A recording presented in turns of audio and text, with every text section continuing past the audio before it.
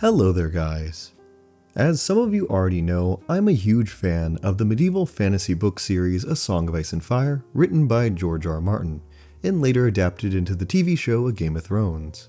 Some wags have said online, well, we got real dire wolves before we got winds of winter. Can you talk about where that project is? Well, that's In the series, one of the principal characters is Daenerys Targaryen, the last surviving descendant of a dragon-riding family of kings and queens who once ruled over the Seven Kingdoms of Westeros. Throughout the story, these Targaryens are infamous for participating in the practice of incest, often marrying full brothers and sisters together to keep the blood of the dragon pure. They really put the nasty in Dynasty. Now, George R. R. Martin has explicitly stated that the Targaryens in his fictional world were inspired by the real-life Ptolemaic dynasty of Hellenistic Egypt, who were also known for regularly practicing incest and marrying within the family, the most famous member of which was Cleopatra VII Philopator, the Cleopatra. I actually studied genetics in college and hold one of my bachelor's degrees in it. The dangers of inbreeding was definitely a subject we learned about. And when I was in school, I was always a little bit curious to apply my knowledge to these two families, the fictional Targaryens and the historical Ptolemies. Today, as a fun thought experiment and for educational purposes, we'll be pitting each of these families' most famous members against one another, Daenerys and Cleopatra. Who was the most inbred? Well, let's find out. To start off, we should ask, what does it even mean to be inbred? Inbreeding occurs when two individuals who are closely related genetically mate or interbreed with one another, say two cousins or a brother and sister. The offspring or children produced by such a mixing are inbred. This is because these children would share recent common ancestors on both sides of their family tree. Now, because of this, inbreeding is not just icky for social reasons, but is dangerous for the overall health of one's children. This isn't middle school, I'm not going to bore you with Punnett squares, but the point is that significant and repeated instances of inbreeding in one's family can lead to an accumulation of recessive alleles. These recessive alleles would normally be broken up through matings with completely unrelated people, but in an inbred bloodline, they build up. Consequently, traits that are usually rare in the general population now become abnormally prevalent in an inbred family. This accumulation can result in, among other things, birth defects, genetic illnesses, physical deformities, and lower fertility. The more inbred a person is, the more at risk they are for inheriting negative health effects from their ancestors that would usually remain dormant. Don't inbreed, kids, it's bad. Now, although inbreeding is not exactly a relevant concern to the average person today, it is a concern to people who breed animals, like dogs or horses.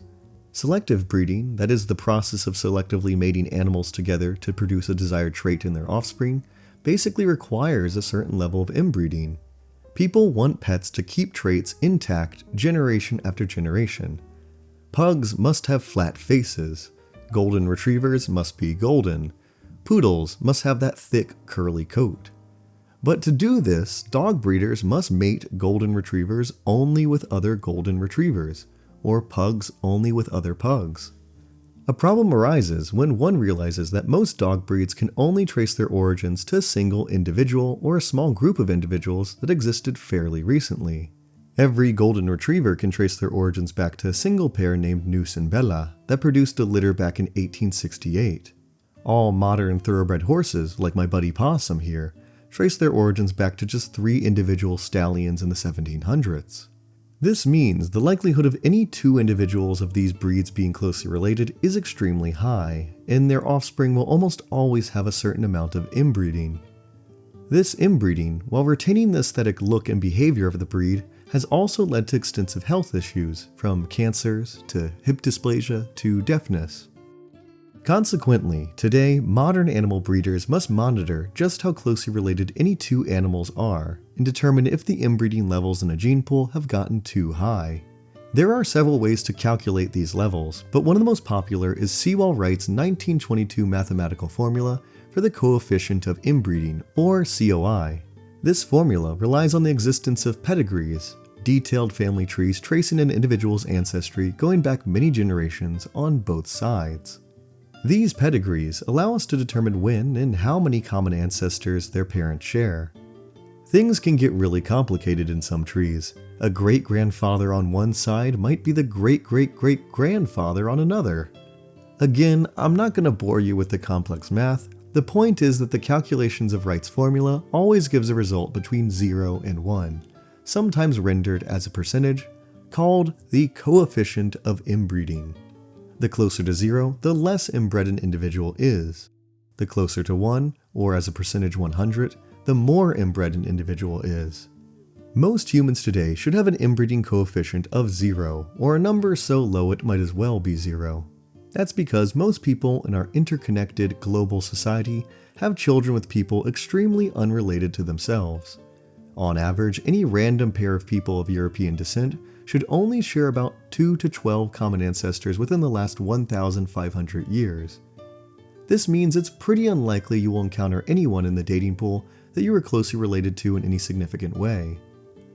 Dog breeders, on the other hand, have it much harder. Most dogs share many common ancestors within just the last 200 years.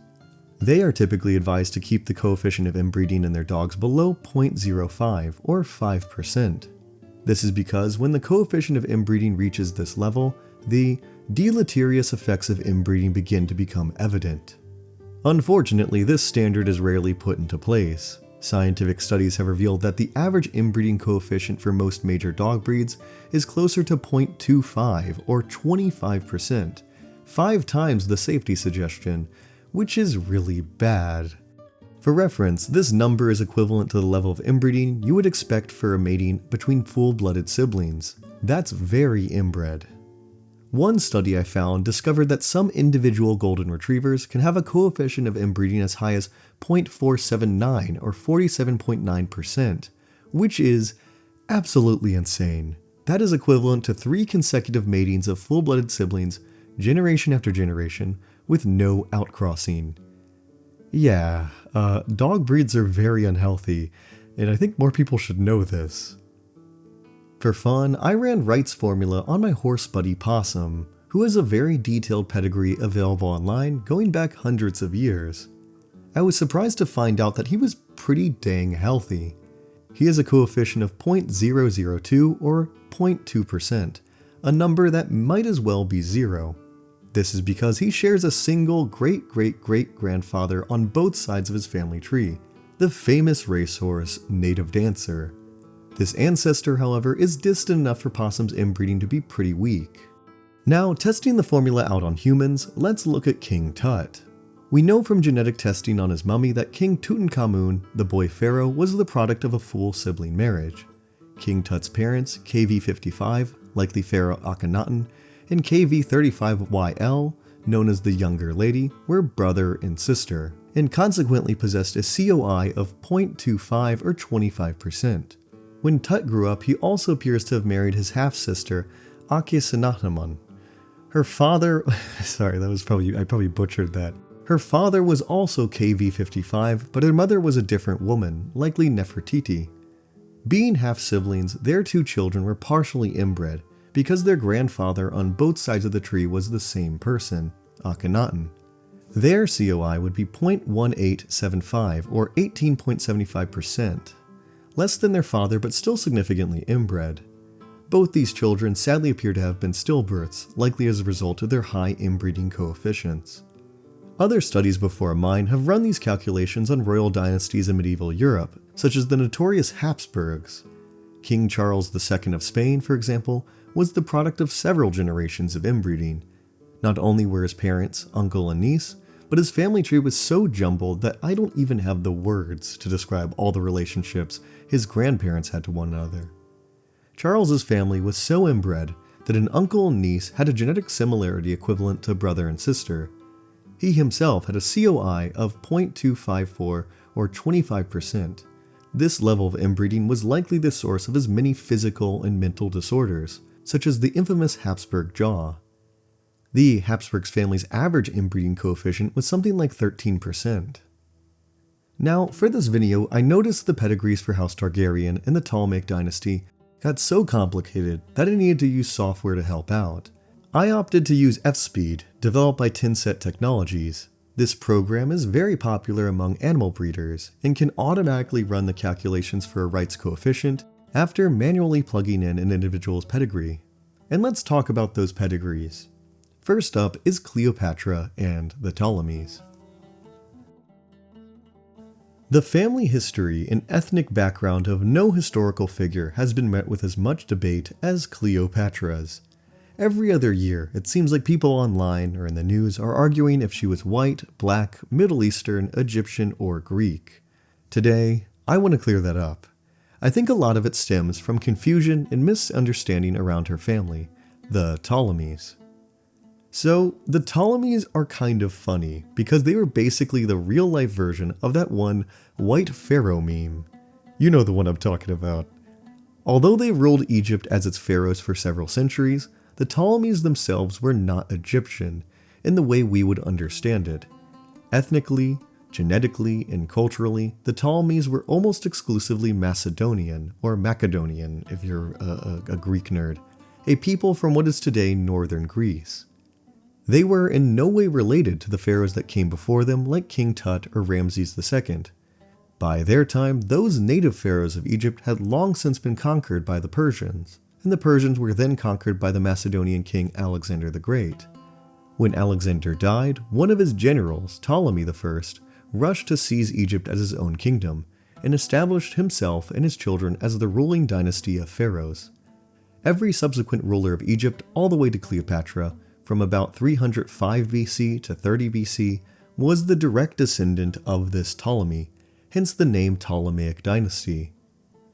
Now, over that period of time, these Ptolemies basically existed as an apartheid state from the native Egyptians they ruled over. For centuries, they consistently refused to marry native Egyptians or speak or learn the Egyptian language, preferring instead to remain largely apart, marrying within themselves, speaking their ancestral Greek, and practicing Greek Macedonian culture. In this way, the Ptolemies should be understood as a bunch of recent immigrants who would occasionally cosplay as pharaohs. They would probably describe themselves as Greeks born in Egypt rather than Egyptians. In regard to their physical appearance, particularly their skin tone, we know that the Ptolemies were generally described by their contemporaries as melikroti, a Greek word that roughly translates to honey-tinted or honey-colored. Surviving papyrus documents from this period reveal that this description was a pretty common skin tone in Egypt at the time. It was seemingly used to describe interchangeably the skin tones of Greeks, native Egyptians, Jews, and other Mediterranean peoples. In our modern lexicon, it was likely equivalent to olive-skinned, that is to say light brown or tan, a skin tone that Jesus of Nazareth, a Jew born some 40 years after Cleopatra's death, would likely possess himself. Melikroti, or honey-colored, was the norm and was often contrasted with lefkohron, or pale skin, pirakis, red or ruddy skin, and melanchris, dark-skinned or black-skinned. All this to say, Cleopatra's family was neither black nor white by the standards of the ancient world. The Ptolemies, as would be expected from a Greek people, were the common melikroti, skin tone of the Mediterranean.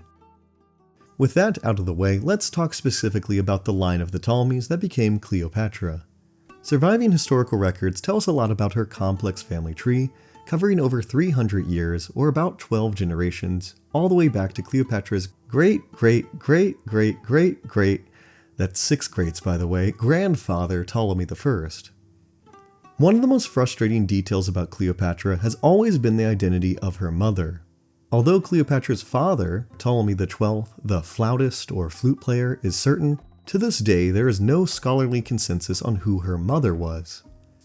The ancient sources are curiously silent, and this mystery has given fuel to the theory that this unknown mother was an Egyptian, Ethiopian, or Nubian, and thus making Cleopatra darker-skinned in more than her overwhelmingly Macedonian Greek heritage. I think this idea should be taken with a grain of salt. Like I said, there's no evidence that the Ptolemies married any native Egyptians, and there is only one mention of a Ptolemaic king ever keeping an Egyptian mistress. As we will see in Cleopatra's family tree, the Ptolemies almost exclusively married and had children with other Macedonians or Greeks. They rarely married anyone outside their ethnic group. And unlike her father, Cleopatra was never accused of being illegitimate or the daughter of a mistress. In my personal opinion, If Cleopatra's mother was anyone special, ancient authors, particularly the quick to exoticize Romans, would have remarked on it. In the same way, if she was particularly dark-skinned, they would have likely remarked on that as well. But they simply don't, so their silence suggests her mother was someone more ordinary. After combing through the works of several different historians, I have found that the most popular theories for the identity of Cleopatra's mother are the following.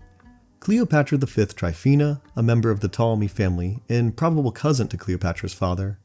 An unnamed full or half-sister to Cleopatra's father, sometimes thought to be Cleopatra V as well.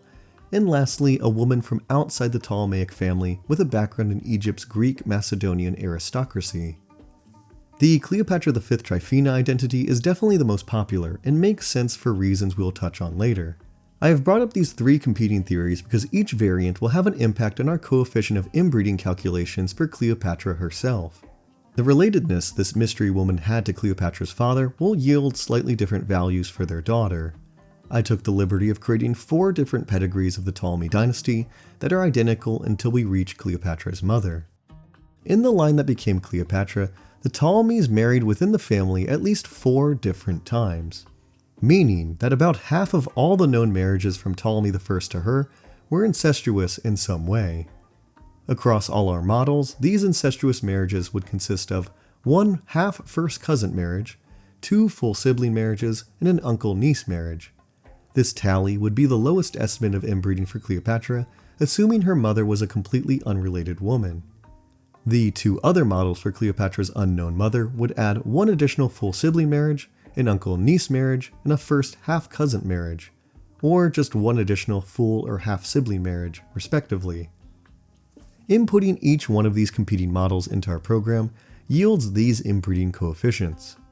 So as we can see, Cleopatra's family line remained completely non-inbred for the first 2 generations, with both Ptolemy I and Ptolemy II marrying women outside the family, keeping the COI of their children at 0. The first instance of inbreeding in the Ptolemies occurred when Ptolemy III married his first half-cousin, Berenike II. However, because these 2 were half-cousins as opposed to full cousins, the coefficient of inbreeding for each of their children still remained relatively low. Those children, Arsinoe III and Ptolemy IV, each had a coefficient of inbreeding of 0.031, or 3.1%, which according to dog breeders is healthy and below the danger threshold. The inbreeding really kicked off with their child, when these full siblings married one another. Full sibling marriages already produce a COI of 0.25, but because both of them already were inbred themselves, their child, Ptolemy V, had the slightly higher 0.266 or 26.6%. This highly inbred Ptolemy V thankfully married outside the family to Cleopatra I of Syria, lowering the inbreeding coefficient of their children back down. However, Ptolemy V's children unfortunately did not follow his example. One pair married each other to produce a daughter, Cleopatra III, with a COI of 0.283 or 28.3%, and the other son, Ptolemy the Fat, married her. The children they produced were known as Ptolemy IX, the Chickpea, Ptolemy X Alexander I, and Cleopatra Selene, each of them possessing a very high coefficient of 28.3%.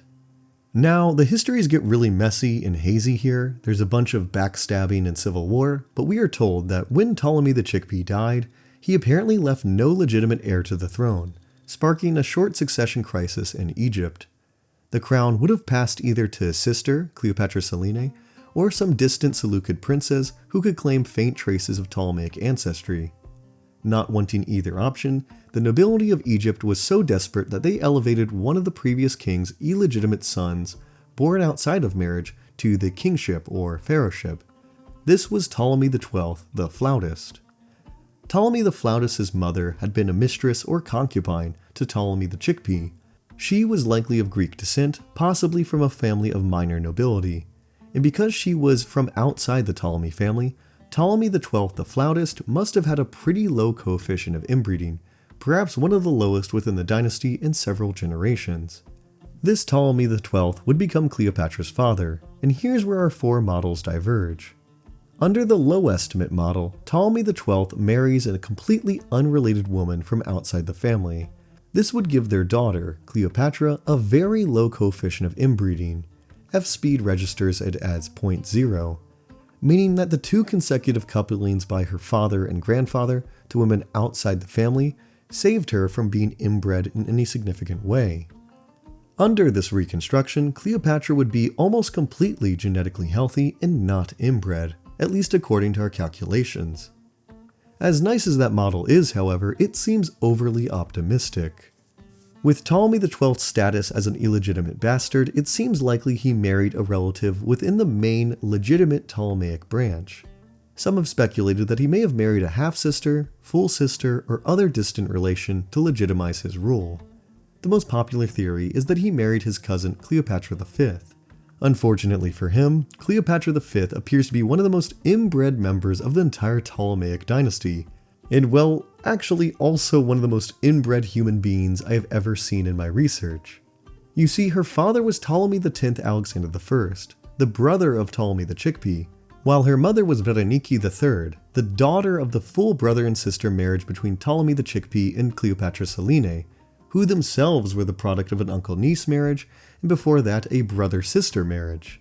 Consequently, Cleopatra's speculated grandmother, Berenike III, is calculated to have had a coefficient of inbreeding with the absolutely insane value of 0.427, or 42.7%, a number so high, I've only seen it in golden retrievers. And because Berenike then married her already very inbred uncle, their daughter, Cleopatra's speculated mother, would also have a coefficient of 42.7%. This woman then married her first half-cousin and half-uncle. Yes, Ptolemy XII was both simultaneously. Their resulting daughter, our Cleopatra, would have a coefficient of 24%, roughly equivalent to that of King Charles II or your average golden retriever. The other half-sister and full-sister models for Cleopatra's mother would yield values of 16% and 28.5% respectively. The ambiguity surrounding Cleopatra's mother puts her in a unique situation. Because we don't know her matrilineal heritage, Cleopatra could have had absolutely no inbreeding, with a coefficient of 0, or a significant unhealthy amount of inbreeding ranging from 16% to 28.5%. Unfortunately, the murkiness of history prevents us from saying anything about which one of these models is correct with any degree of certainty. In my opinion, based on the Ptolemaic track record and her father's precarious position as the illegitimate child of Ptolemy the Chickpea, Cleopatra was likely inbred to some degree, but the full extent will never be known. That being said, I think we can safely say that she was not the most inbred of the Ptolemies. Her father being the son of an unrelated mistress ensures that she wouldn't be as inbred as some Ptolemies. Now, one of the strangest paradoxes of history that has always bothered me is the fact that if the Ptolemies were this inbred, with some members far more inbred than any other royal family in recorded history, why then did they at least outwardly seem so relatively healthy? We don't hear of the Ptolemies having any mental or physical disabilities like other inbred families like the Habsburgs. Some members were confusingly noted to be particularly intelligent, fit, and healthy. We do hear of some family members like Magas and Cleopatra's grandfather and great-grandfather, Ptolemy X and Ptolemy the Physcon, literally the fatty or potbelly, as having a weight problem to the point of obesity, and some scholars have alleged that this was a product of the inbreeding. Curiously, these members of the family were some of the least inbred of the bunch. Magas had no inbreeding, and Ptolemy the Fatty had very little. In truth, these men were probably fat not because of inbreeding, but because of their lavish lifestyles. We also hear of several Ptolemies having a distinctive, large, hooked, beak-like nose that was passed down from generation to generation, a nose Cleopatra herself possessed, but that can hardly be seen as a serious disability. And who you calling Big Nose? Big Nose? Most surprising of all was their fertility.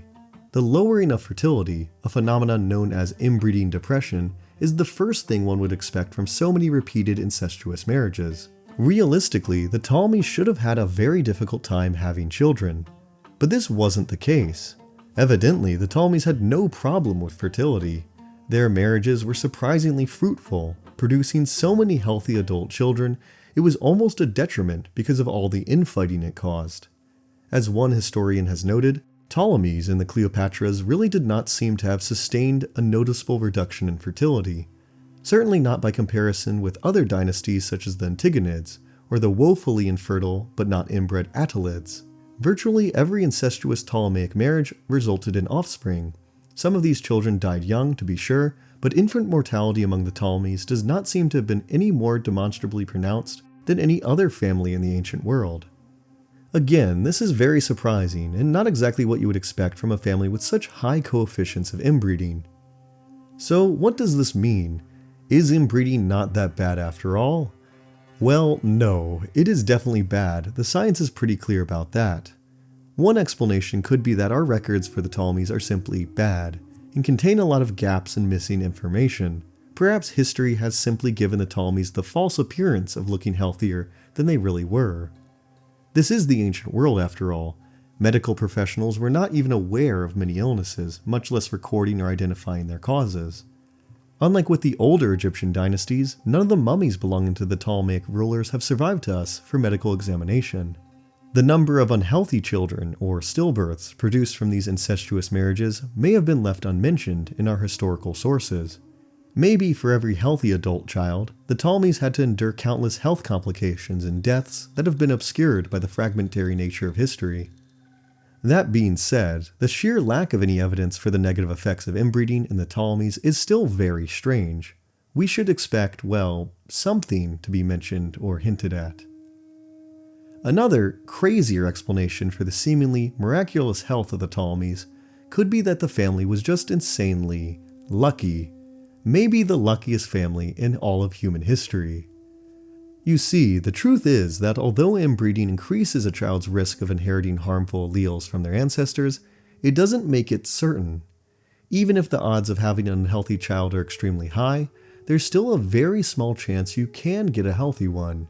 You can still win or lose a game playing with loaded dice.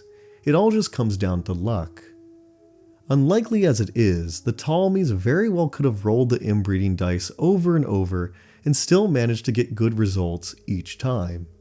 So while most royal families usually got mental and physical illnesses from inbreeding, the Ptolemies got incredibly lucky and just inherited big noses. Unfortunately, we can't test the genetics of any Ptolemies to prove just how inbred they were. We'll never know how or why they appear so healthy in our records, but one explanation is luck.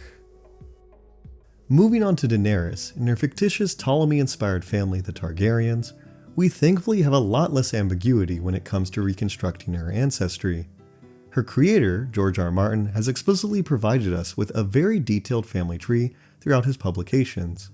Almost every ancestor is clearly known and identified, going back 20 generations. Like with Cleopatra, I'll be treating any marriages to individuals outside the Targaryen family as being unrelated and having a coefficient of 0. Yes, I'm aware that some noble families that married into the Targaryens, namely the Velaryons, are said to be distantly related to them, but because we don't know the specifics of this relationship, I'll be treating them as unrelated. Additionally, any unknown individuals will be treated the same way.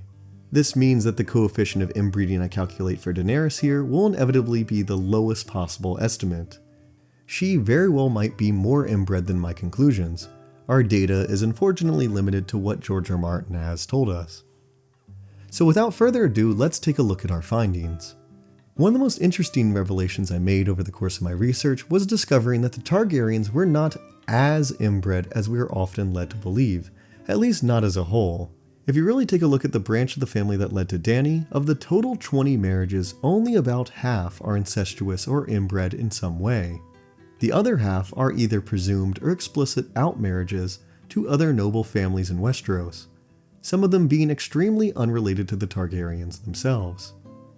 Unlike the Ptolemies, who stuck to marrying within their ethnic group of Macedonians, the Targaryens married outside their ethnic group of Valyrians several times, twice into Dornish families with Rhoynar ancestry, and twice into Riverland and Vale families with Andal and First Men ancestry. These marriages would be equivalent to an Italian marrying an Irishman or a Turk, peoples who have been separated from each other genetically for thousands of years. Consequently, these outmarriages would provide the Targaryens with significant genetic diversity and improve their overall health in a world where people rarely married outside their own village. The idea that the Targaryens were constantly marrying their family members to keep the bloodline pure isn't actually reflected in Dany's family tree. They only did this about half the time. Instead, we see extended periods of inbreeding interrupted by extended periods of outbreeding, with the heaviest inbreeding occurring in the middle of the dynasty during the Dance of the Dragons. The family essentially has cycles where it becomes inbred, only to quickly become uninbred, only to become inbred again. 10 of the Targaryen marriages that led to Dany produced a level of inbreeding. These consist of 8 full sibling marriages, 1 first cousin marriage, and 1 uncle-niece marriage. As far as we know, the inbreeding in House Targaryen occurs as far back as its second generation, with Gaemon and Daenerys the Dreamer. The 2 full siblings married, producing Aegon and Aelena, each receiving the standard inbreeding coefficient for a full sibling relationship, 25%.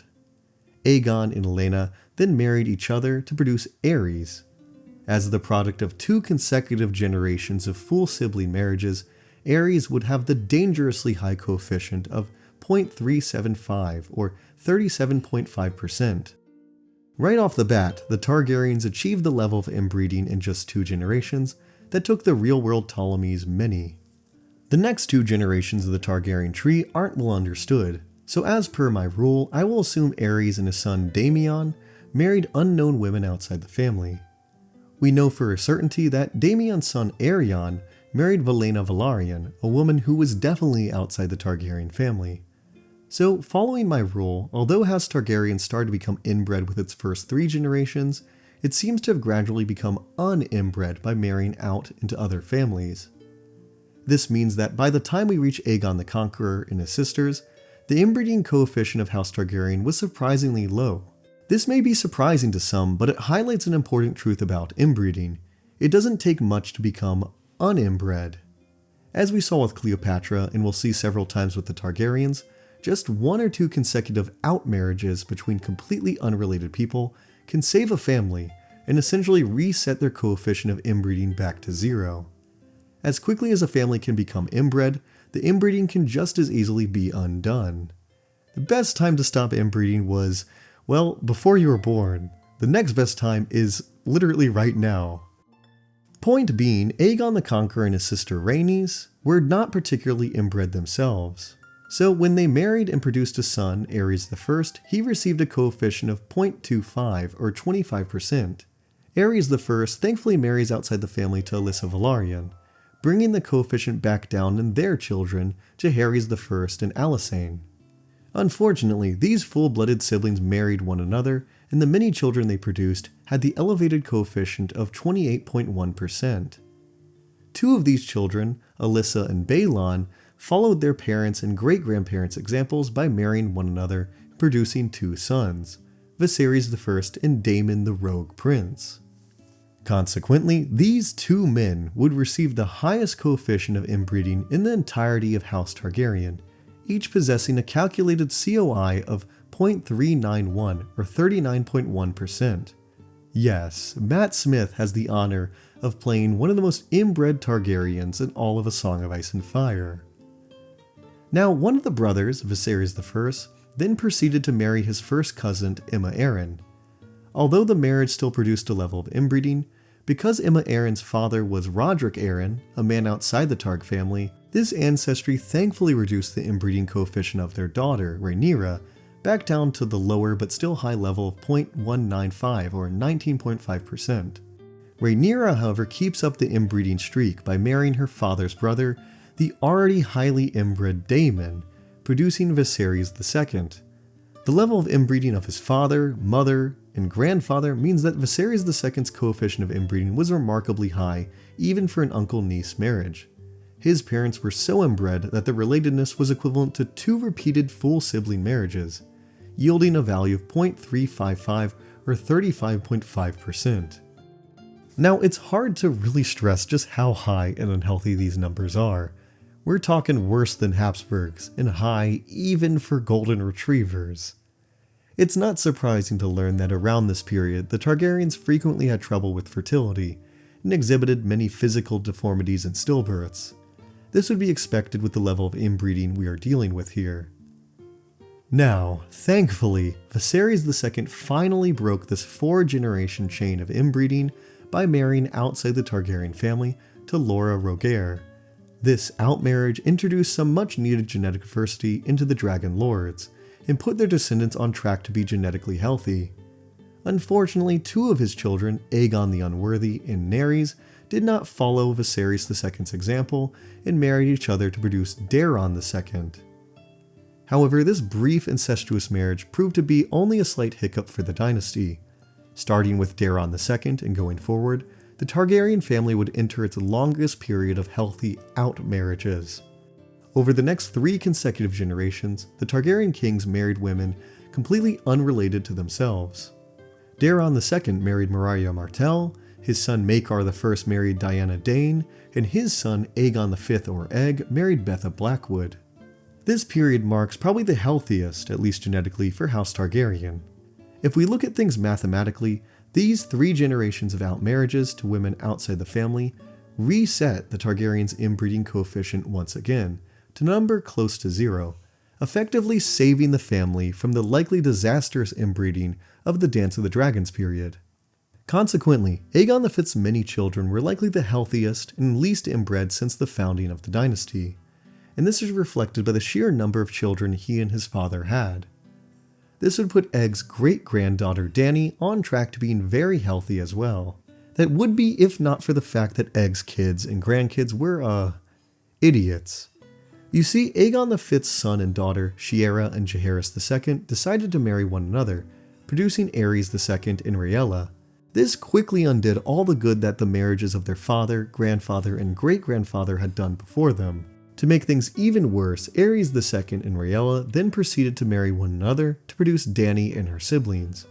As a result, Dany's final coefficient of inbreeding would be the very high 0.375, or 37.5%. This number places her and her brothers within the top 5 most inbred members of House Targaryen, just narrowly losing to Viserys II and Daemon the Rogue Prince. But here's the strange thing, as much as people joke about Daenerys being so inbred, the truth is her inbreeding was incredibly recent. It only really goes back 2 generations, to her grandparents, who themselves were not particularly inbred to a significant degree. Before them, there was actually a long period of normal, healthy marriages that made her grandparents fairly healthy themselves. Dany can really only blame 4 people for making her coefficient of inbreeding so high. Now, comparing Cleopatra and Dany, Dany clearly takes the cake for being the most inbred, even allowing for the lack of consensus surrounding Cleopatra's mother. At worst, the highest estimate of her inbreeding would have been somewhere around 28.5%. Dany's 37.5% makes her far more inbred and unhealthier by comparison. She seems to have inherited mental disorders from her father and possibly grandfather, as well as very low fertility, things we should totally expect from a person that inbred. Surprisingly, it appears that Cleopatra's family, the Ptolemies, are the ones that can actually claim the most inbred individual family member. By some calculations, Berenike III and Cleopatra V could have had inbreeding coefficients higher than any of Dany's family members. So reality might be crazier than fiction here. There really seems to have been real people more inbred than fantasy characters. Think about that. I really can't stress enough just how ridiculously inbred both these families are. Even my own calculations surprised me with just how bad things can get. Now, as we close out, for fun, yes, I guess this is for fun, I decided to calculate the inbreeding coefficients for the Starks, the other notable family in the Song of Ice and Fire series. And as it turns out, Ned Stark, the hypocrite, is himself 0.03 or 3% inbred. This is because Ned's great-grandparents and great-great-grandparents on different sides of his family tree were the same people, Baron Stark and Laura Royce. Dog breeders would consider Ned relatively healthy and below the warning threshold, but he would still be more inbred than the average person. And it might explain why being horse-faced among the Starks is such a common feature.